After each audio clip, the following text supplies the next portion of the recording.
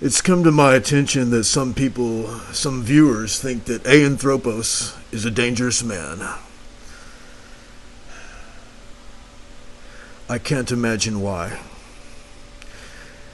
Seeing that I have forsaken violence, and I forsook violence a number of years ago, just because I wish to be one of the sharpest tools in the shed, much like Occam's razor, by no means is indicative of violent behavior. And so I think that it's time for some viewers to check themselves and know that they stand corrected. So, enough with the formalities. It's time to start this rock and roll show. You dig?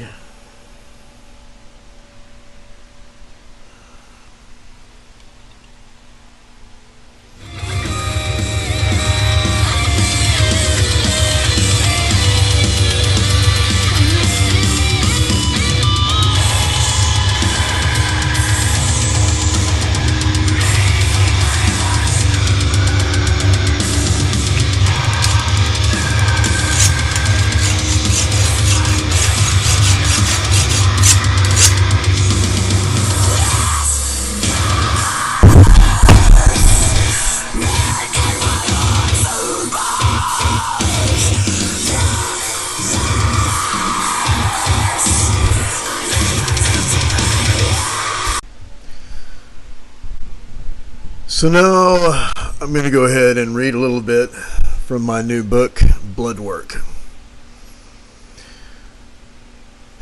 When the world turns dark and all the forces seem to be aligned against you, you begin to realize what you can count on in life. Yourself. The will to live and the will to power are all that you have. You came into this world alone, you will leave it alone.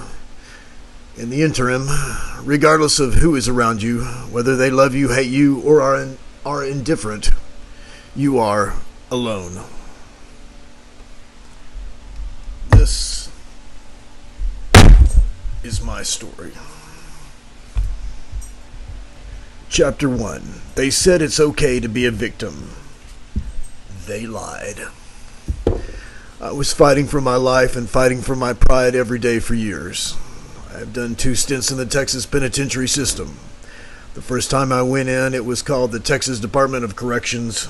The second time I went in, it was called the Texas Department of Criminal Justice. Some would say injustice. Both times were for dope cases. This is a story of survival and the indomitable will, the indomitable power of the human will. It is my hope that this story will somehow inspire someone, even if only one person, to overcome adversity and take a hold of the flame that burns in the chest of every man, woman, and child on this planet. As I mentioned, I was fighting for my life and fighting for my pride every day for years. I was living in fear. Only the power of my will was able to see me through the pain, the blood, the constant threat from those outside my circle, and the continuous watchfulness, cruel testing, and judgment of the brothers who know not forgiveness. You do not have to be on death row or headed to prison to garner wisdom from this book. This book is about escaping the prison that was built by your own mind with the help of all the false stories about you that you were told growing up, even by those who loved you. This book is for everyone, period.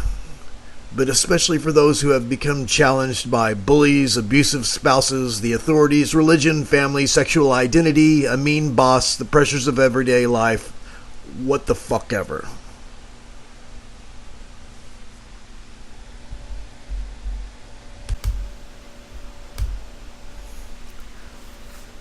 If you want to see the light of day again, if you want to know one moment's peace in your life, no matter how fleeting, if you want the turmoil in your heart and the fear in your mind to subside just so you can see what it is like, even for 1 minute, then you must do one thing.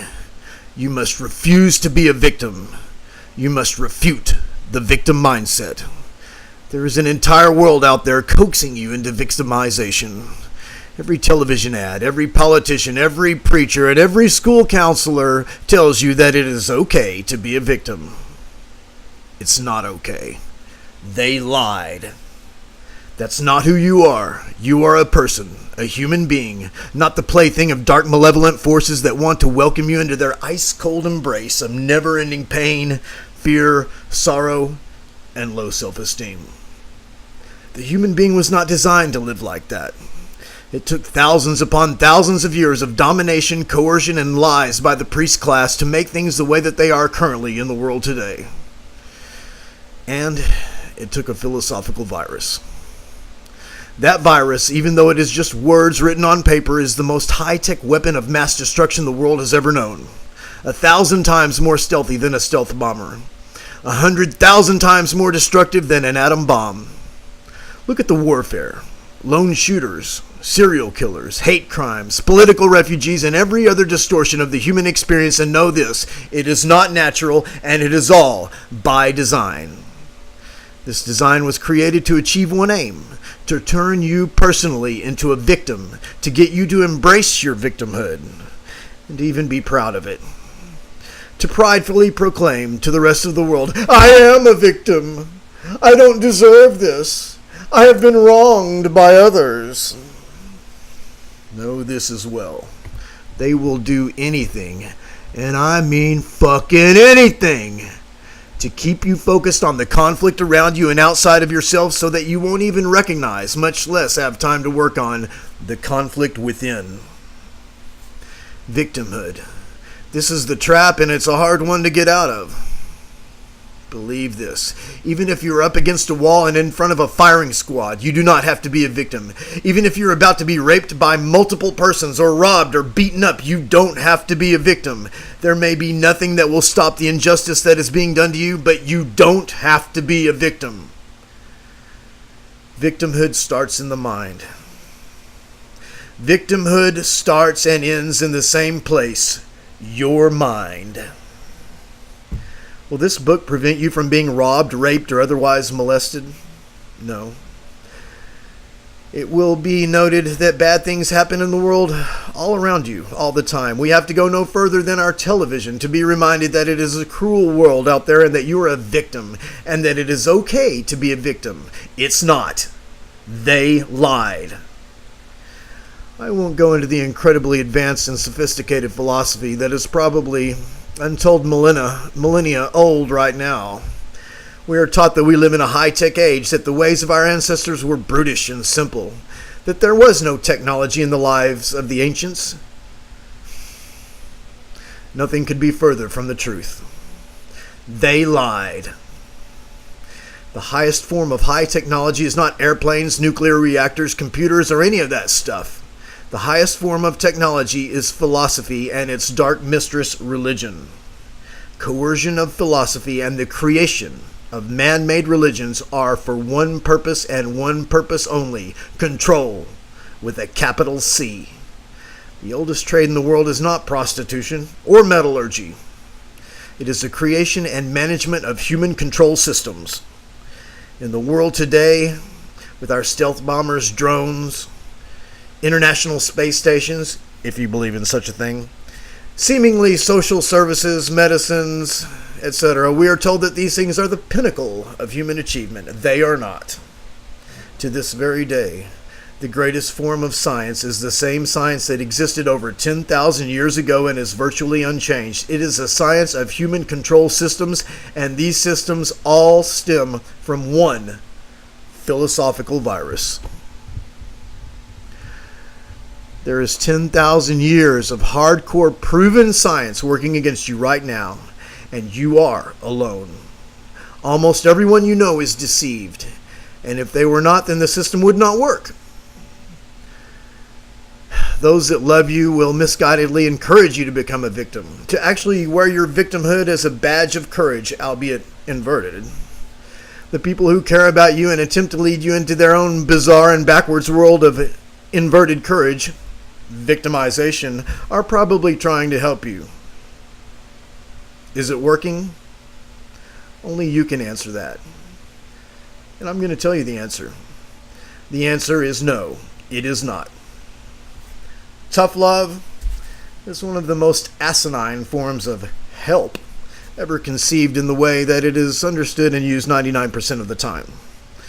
Usually tough love is an invitation to serve forces outside of yourself, to bow down and kiss the ass of powers that are external to you. It is a gateway, the first step towards victimization. I have been smothered with tough love in the past. Today, there is no tough love in my life, and I am not a victim. Chapter 2. Your mind is a weapon. Don't let it be used against you. The only thing that stands between you and certain destruction is your number one weapon, your own mind. It's true, yes, I am a man that has forsaken violence. I hope to never raise my hand against another ever again, and I can assure you that if I do, it won't be in anger, no matter how atrocious the crimes may be that I have somehow witnessed or otherwise been affected by.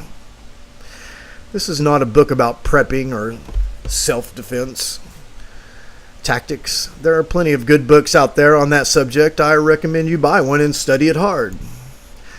I never did that. I learned everything the hard way, and that's not very smart. But once again, this book is not about self-defense, or rather, it is about the first line of self-defense, which is prevention. Not making yourself a target, not allowing yourself to be a victim. My opinion, that has nothing to do with the subject of this book, and I'm only going to make this statement once, and you're welcome to overlook this one statement if it does not fit in with your own personal beliefs. I'm going to say this once, and this statement has zero to do with the contents of this book. This book is about reality, and so I feel obliged to give you my opinion. The reality is, you probably should own a firearm. Feel free to mark this statement out with a marker if you do not like it. It's just my opinion. I do not own a gun, nor is there one where I live. I don't need a gun. I'm a fucking badass. This book is for everyone, whether you are a badass or not.